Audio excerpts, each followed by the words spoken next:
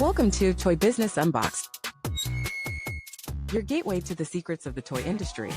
Here, Jason Shea, a toy entrepreneur and expert in the field. Every product we develop is really inspired by some of the real life experience that we have with our son. 60% of all toys last year were sold on Amazon, which is incredible. Be passionate about it because it's a road, it's a journey. Like when you have an idea that you think is like gonna somewhat like change the world, make things better, I'd say go for it. We'll guide you through the enchanting world of toy design, marketing, and manufacturing. Now let the unboxing begin. Hello, welcome to another episode of Toy Business Unboxed. Today we'll be diving into exciting world of board games with Ruud, the founder of Wulfhorn Games and also founder of Amsterdam Board Game Design. His passion for storytelling, strategy of board games, and also eco-conscious production had lead him to create multiple different games in his career. And he's also driving a force on building a vibrant community for other game designers in Netherlands. So thank you so much for being on our show today. Thank you for inviting me today to talk about what I do. Yeah, so would you mind sharing with the audience, like, how does your journey into the board games kind of industry and the space begin? Oh yeah, well, I hope you have I hope you have a lot of time. No, it's it started like I don't know how other designers start, but I feel like it started unconventionally. But I am by trade, I am a graphic designer. I am focused in branding. That's what I have been doing for the last like 15, 20 years or something here in the Netherlands, in Amsterdam. And I've always been a fan of board games, lover of the design of the games, but also the storytelling behind it. And some years ago, a colleague of mine left and she loved board games as well. So as a goodbye gift, I made her a board game. And that it was not a very good board game, but it was a board game about running a design company. Okay. But there was something in there that I really enjoyed. There was some little mechanisms in there that I enjoyed. And that sort of like got out of hand. And that turned into my first game, which is called Stellar Expedition, which is a science fiction exploration game, sort of in the vein of Star Trek. Okay. And that was just a hobby project. But that sort of snowballed into, and that was in 2021, I believe, 2022. And that sort of snowballed me getting into this larger sphere of board games because I found out it was much bigger than I thought it was, more interesting than I thought it was. And also I found out there's a lot of people like me in the small country of the Netherlands. We only have like 18 million people here in this country, but there's a lot of board game designers and everybody is doing it on their own or everybody, but most of them. Like they're just doing it as a hobby next to their job, just basically in their attic or in their basement, so to speak. And then I found out about there was one group in the north of the Netherlands that had like a sort of like community built around that they were working together to test each other's board games. And yeah, that's how it all started because then I founded this similar type of group. But here in Amsterdam, in the Netherlands, and that was Amsterdam Board Game Design. And from there on, I started to develop with other people. I started developing more of my games. And now I'm doing this full-time publisher, full-time designer for board games, but also doing a lot of work on like helping other publishers and other designers in the field. Yeah, thank you for sharing that. And that's actually one thing I want to talk a little bit more about because that's something very unique with your background. You not only do your own publisher, but you're also having a community working with other designer in the space. Can you tell like our listener a little bit more about what does the community do? How often do you guys get together? You know, do you do trainings, do you do events and all that? Sure, I'd love to tell you more about it. We started getting together in the Amsterdam group once a month. Okay. And as I told you, there were like other groups in the Netherlands that did a similar thing, but they were a little bit farther away. It was like a 2-hour trip with the train. So we did it once a month. And when we found out that, okay, people wanted to do this more, we did it. Now we're doing it every 2 weeks. Oh, well, okay. But then we found out people wanted to do even more, came from different areas of the Netherlands, all to Amsterdam to come and play. And then they were like, I need to drive for an hour. I need to take the train for 45 minutes. So a lot of people started their own local groups. Okay. The Netherlands is a bit of a weird country in a sense. Especially in some areas, it's very densely packed with a lot of people. But our Yeah, cities are relatively small, but they're very well connected. But then still, people are like, yeah, if I have to travel 2 hours to go to Amsterdam from this city and that city. So now we're working together with all the other groups more tightly. We have our own Discord channel and from Amsterdam Board Game Design, but also with the other groups that already existed. I We have see. one meetup channel, one Discord channel to communicate, and we are Okay. now in 12 different cities in the Netherlands, Whoa. Okay. Okay. and also one city in Belgium, because in Belgium they speak the same language as we do, at least in the north part. So Yeah. we added that in our group as well. So it's not only Amsterdam anymore; it's bigger, but I still Okay. use the brand name Yeah. communicate our events because, as you said, Mm. we also do events next to the normal meetups. Maybe I should explain a little bit more what those normal meetups are. Yeah. If you can. Can you also talk about the Yeah. format for the normal meetup? Yeah. So the format is very, very loose.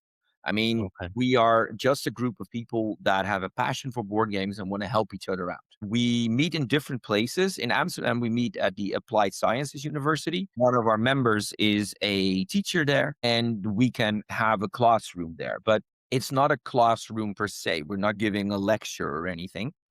It's very much focused on play. So what I try to do is it depends on how many people show up, but most of the time we're with like 10, 12 people every week.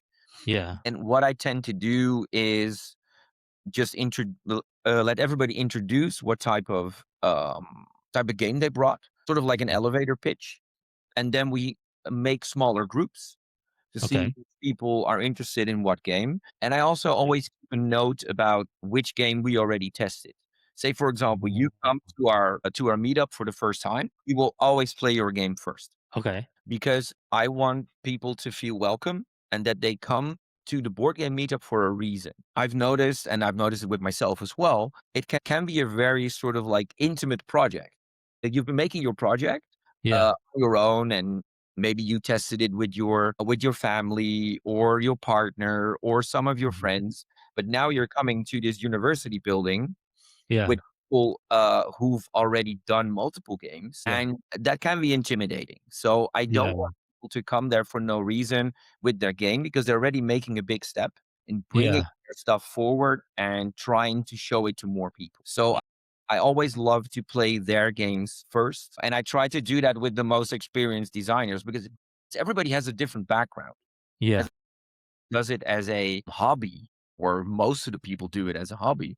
So some Yeah. people are teachers, some people are software engineers. As I said, I'm a graphic designer. Other people, Yeah. everybody comes from a very, very different background, which is Yeah. very interesting to play test with because Yeah. everybody has a different mindset of thinking about the games. Yeah, so the structure is very loose. We play test the games. It depends on how long a game is, but let's say we play test for an hour and we make sure that we have a half an hour of sort of feedback that we can have a Okay. discussion, and then we move on to the next game if there is any game. How So many people usually show up to each of those meetup? yeah, between 10 to 12 or something, Okay. but Okay.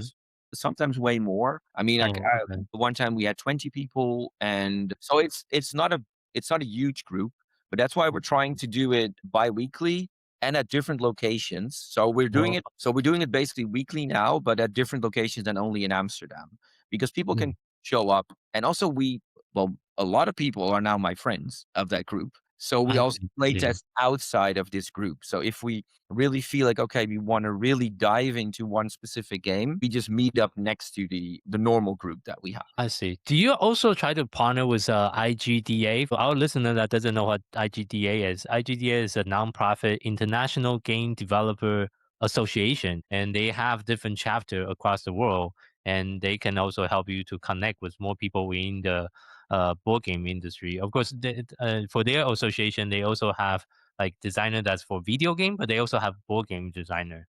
We don't work with them because also what you said, it's more based about on video games. They do both. They have both. Both? Okay, I didn't even know, but we work together with the SAZ, and the Oh, SAZ is a German group, and I would not try to pronounce the German name, but it basically yeah. basically translates into the board gaming guild. Oh, okay. And that is originally a German organization, the Mhm. SEZ, and Okay. they also branch out. They have an Italian branch, they have a UK branch, I believe, Okay. and a French one, and now we are the Dutch chapter of that, Oh, so, okay, okay, okay. which is great because they provide with a lot of information like workshops, online seminars. Not everything is in English yet, but they're working on getting it more internationally known. Yeah. What they also help with is the legal aspect of things because a lot of Mm, designers that come to us don't only want to publish games themselves. They want to yeah, for a publisher somewhere else. I see. And then you get a contract, and since your normal day job is something completely different, you have no Yeah, idea. So the SAZ can help with that, and they can also help connect with they have a database of illustrators and publishers and things like that. And they okay, also okay. organize events in different places in Europe. I see. Okay, okay, okay. Got I'm it. a part of that network as well. Okay, okay. We'll make sure we can also put that into the show note if you can Yeah, send us the link. Mm, provide you the yeah, information. It's a very yeah. interesting organization, and they are growing as well, especially Mhm, since there's now more other countries connected to it. It was first very much German focused, but they're now more expanding because they also provided. I went to the Spielwarenmesse in Nuremberg, which I think it's Europe's biggest toy convention, mhm. business to business toy convention. The board game aspect is only a small part of it. Course, they were also there, and they provide a day which is called the Game Inventors Day, Okay. a day where people can new designers can present their products and their new designs and stuff like that. Oh, nice, nice, nice. Pretty nice. Yeah, and one thing you mentioned before our interview is also co-creation with some of the people that you met through your network and communities.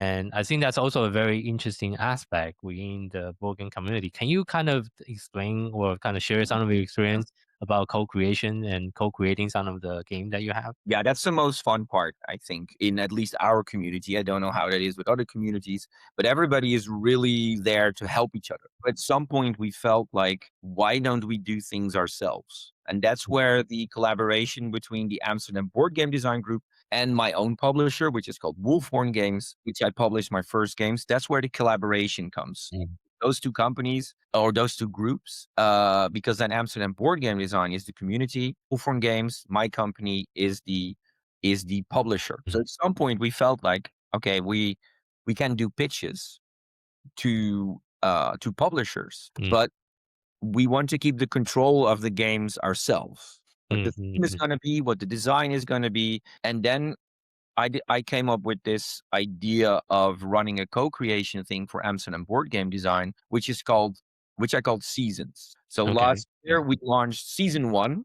and season 1 was is already out. It's these Oh, nice. Okay. 3 games that I have here in my hand. Okay. And the idea is that the seasons are a co-creation project between different designers and illustrators within our community. Nice. That's a So good idea. games that I just showed you are from 3 different designers. One is mine, Yeah. and 2 are from 2 other members of our community, and 2 of the games are also illustrated by members of our community. And Right. Okay. so we ran a small Kickstarter campaign just to see if it would work. I didn't Yes. do a lot of Yeah. promotion or anything. I was just like, "Okay, we're just gonna try this out." And Okay. instead of going to publishers, we're just gonna do it ourselves. I called Yeah. it season with, of course, the ambition to make many, many more seasons Yeah. if it would Yeah. be successful. So we had a very, very small goal. I just Mhm. wanted to have 6,000 euros to Mhm. just make a couple of games and then see what happens. Well, we got almost 15,000 euros, which is still not a lot of money, but it's still way more than we expected.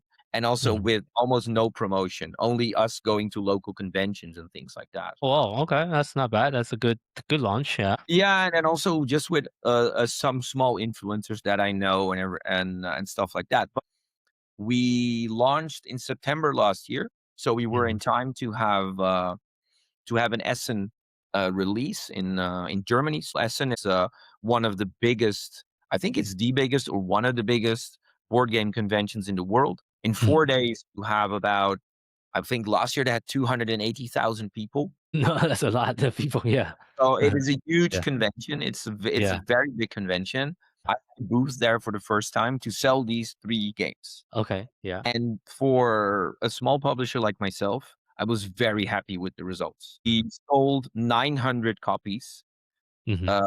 of the games, like 300 of each game. And this Okay. one actually was a very, very, very popular one. This is about this is called Grachtenpand, which is probably unpronounceable to other people, Yeah. but it's about building Amsterdam canal houses. And Oh. yet another one that's called Babel, which is about collectively building the Tower of Babel.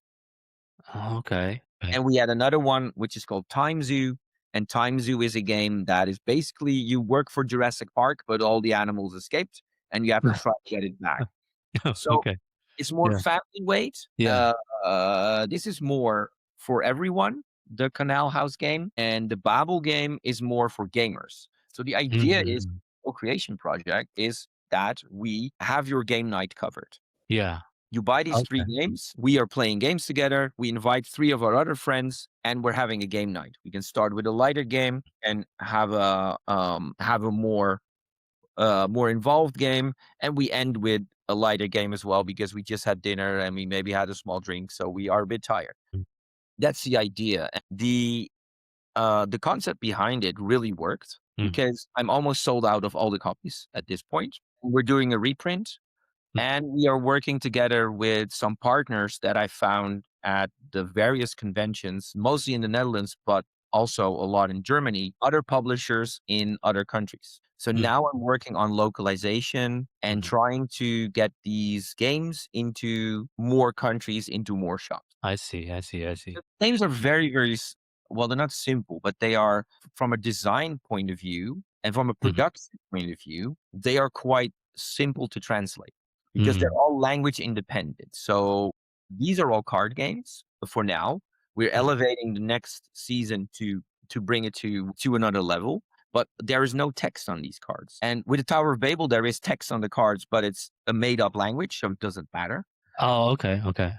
But um so it's very easy for publishers to pick this up. Mhm. So we are Mm. partnering with with partners from China, from Brazil, from France, from the US. We're talking to Spain because the only thing that they need to translate is the rule book and the back of the box. So for them, Mm. very easy thing to say, like it's like, okay, we can invest a little bit to try if this works in our market. Yeah. And that was the goal of this, to have not only be something approachable for gamers, but Yeah. also something that'll be approachable for the market. Because Mhm. but because of course we're trying to also make money out of this. Of course, it's not.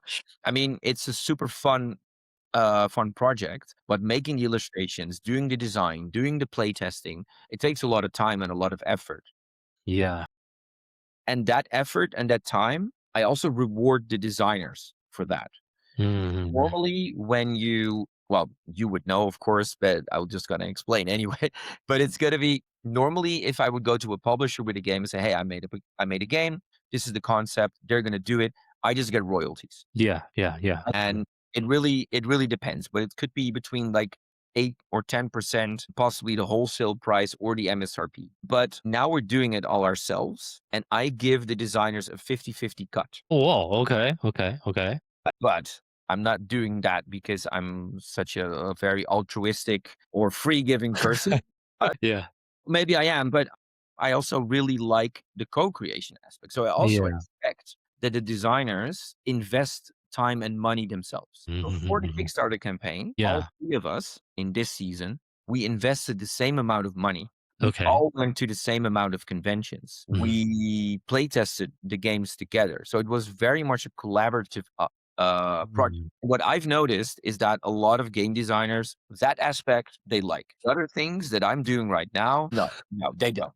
Talking to manufacturers, going to conventions, talking to publishers, and if you already noticed, I like to talk a lot. Yeah, that's the fun part as well. I mean, the Yeah. making of the boxes is fun, but the selling of the boxes, getting it Mm. in people's hands is fun to me. Also with Mm. distribution, fulfillment, shipping, all that stuff. It's almost a game on its own. It's almost a puzzle on its own. Yeah, it is a lot of work. And over our time on the show, we have interviewed a lot of different designer, and that's why some people choose to go with the licensing route instead of self-publishing. Because if you go self-publishing, now you're running a real business. You need to not just think about design, you think about marketing, sales, negotiation, legals, and accounting, everything that True. come with run any kind of business. Yeah, And board game is not an exception to it. And not that's true. everyone, just like you say, enjoy all the other element. Maybe they enjoy the design element more than all the other element. So it was very nice for you to kind of partner with other people and really use everyone's, or at least collaborate, and really try to like use the everyone's from the team perspective. It's like a team collaboration effort. Yeah. So that's a very interesting aspect. So Mhm. Everybody's best. You use everybody's best talents in that sense. Talents, exactly. You don't, I mean, then the designer doesn't have to do the things that they don't want to do. And also, what I, as a designer, like, and the other designers as well, is that Mhm. it will stay your vision. The game Mm. will stay in the vision that you feel that it should go in the direction. If you go to a publisher or you make a licensing deal, Mhm. they can say, well, it's very fun that you think the game should be about dinosaurs, but we think the game should be about unicorns now. Mm. And Mhm. because you already very happy that you have a licensing agreement, you will go forward. It also doesn't mean that I don't do licensing agreements, by the way, because I do Okay. licensing agreements with the foreign publishers. Yeah. So I'm sort of like with Amsterdam Board Game Design and Wulfhorn Games and the Seasons, we are the fire starter of these three games. Mhm. We will see which one will perform best in the market. And that is basically based on, so far, the Netherlands, Belgium, and of course, the surrounding countries, because our games are language independent. And then we start to see which games are the most interesting to go towards licensing to other people in other countries. Mhm, mhm. Yeah. Because I don't want to do production Mhm. worldwide and make 100,000 copies for everyone. For Yeah. example, for the Canal House game, we are now partnering up with a French publisher, and they are going to pick up the worldwide licensing, except for the Netherlands and Belgium. So for the Dutch-speaking market, I will do it, Yeah. and Yeah. they will do it for the other things. So I will look at it from the perspective of what fits the game and what does the designer want. If I the see. designer after the Kickstarter feels like, okay, Ruud, this was fun. We did one game, but now I want to do something different. That's also Mhm. fine. I see, I see, I Yeah. see. And what is your plan for US expansion? You say you are currently negotiating with a publisher in US as well? Yeah, so it depends also from project to project, because next to these small projects, I'm also doing bigger projects. I So I see. also did a Kickstarter campaign that is not based on the Amsterdam board game design seasons, but Yeah. it's just Wulfhorn Games. It's just my company. It's Yeah. also a co-creation project with a friend of mine, and it's Yeah. called Rise of the Wastelands. And Rise of the Wastelands is a big strategy game. Like, it's not like a small box, it's one of those big boxes. So yeah, so we're talking to people in the US if they're interested in doing distribution, or Mhm. even if they're interested in doing like publishing. So they will do the localization in the US or even in the English speaking market. I mean, there's a lot of different ways I'm trying to go about it. It really I really try to look at the products and which product will fit the correct publisher. With the smaller games, like the Canal House game, for example, my French partner, they also already have partners in the US and in China and in Mhm. France. So Mhm. that'll all go through them. So that's also something that I'm looking for. Like bigger partners, bigger publishers that can go into directions that I cannot, because Mhm, I'm mhm, still mhm. just a small publisher. I now have a couple of games, but Yeah. I try to get people that have more experience in that. Mhm. Also, it's the same as the co-creation thing. Look Yeah. at what other people are good at and Mhm. where you yourself are not as good at. I think that's a very good thing to look at yourself and say, okay, this is not something I can do. This is Mhm. not part of my skill set. So let somebody Mhm. else. Yeah, that's very inspirational. That actually I have a lot of idea and thinking myself, how can I also do something similar in US? Yeah, Yeah, we because can work together on that. Could be fun. yeah, for sure. So what is next for you and all the two different businesses that you have this year? What are some of the plans that you have? Are you going to have a season 2 here that's going to be releasing soon? Yeah, yes. So that's the first priority at the moment is season 2. Season 2 is 3 small games again by different designers. I'm not a designer in this space. I Yeah. wanted to be at first, but then I met somebody who had a great game and I wanted to have him into the project. These games are going to be a little bit bigger. I don't have the boxes yet because I have a big box here next to me with all like prototypes and everything, but not like nice boxes yet. Okay. We're gonna launch on June 10th on Kickstarter. Okay. So if your viewers and listeners will look for Amsterdam Board Game Design Season 2, they Mhm. will find it. They will see the 3 new games, and they're very diverse again and Mhm. very fun. Mhm.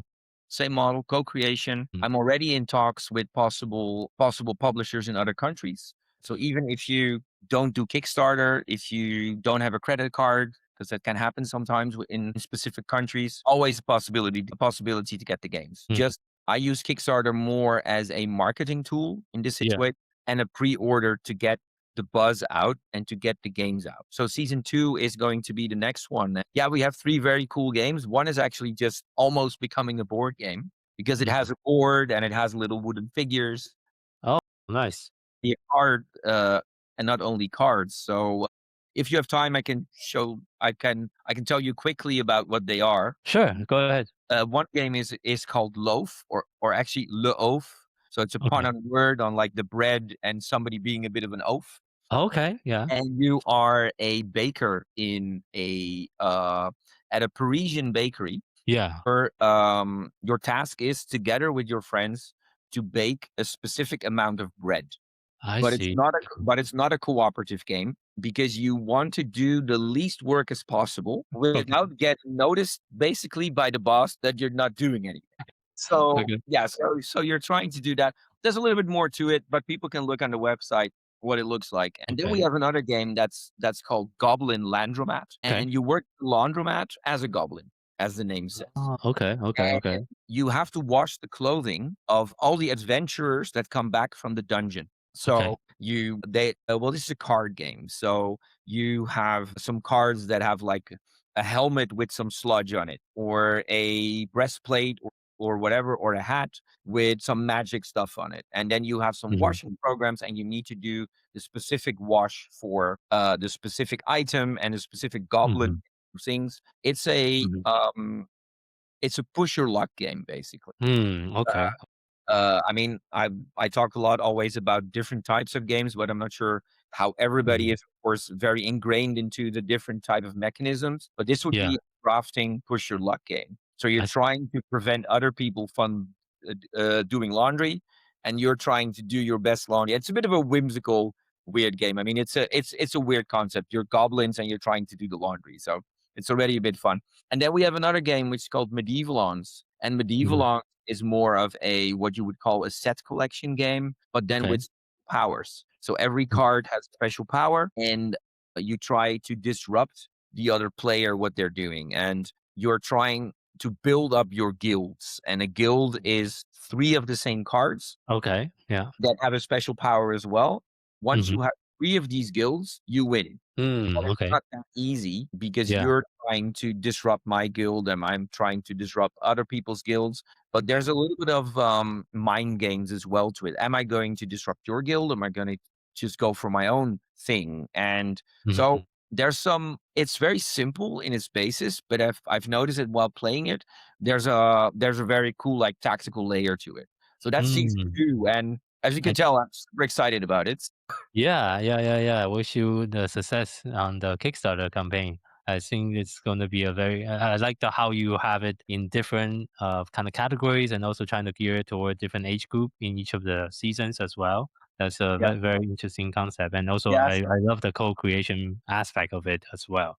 Yeah. So Yeah, so people can order one game, or they can do the whole set. yeah, so as we are wrapping up today's interview, the last question I always like to ask the guests is if you have to share one piece of advice with someone that is getting started in the board game industry, what would that be? I always have one that don't listen to everybody's advice.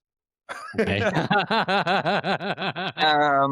Yeah. So Okay. what I tend to notice with Mhm. board game design, and I'm not the exception. I do the same thing. Is Yeah. that you test your game with Mhm. people, and people give you feedback on it, and you're trying to listen to everybody's feedback. Mm. So maybe you tell me, oh, the thing should be red. Somebody else says should have war in the game. Somebody else said, oh, why are these things cards and not tokens? And then I go back home and I'm going to change everything and listen to everybody that had feedback. So, yeah, basically, don't listen to everybody's advice and feedback. You are making your own project, you are making your own game. You Mhm. know what type of story you're trying to make.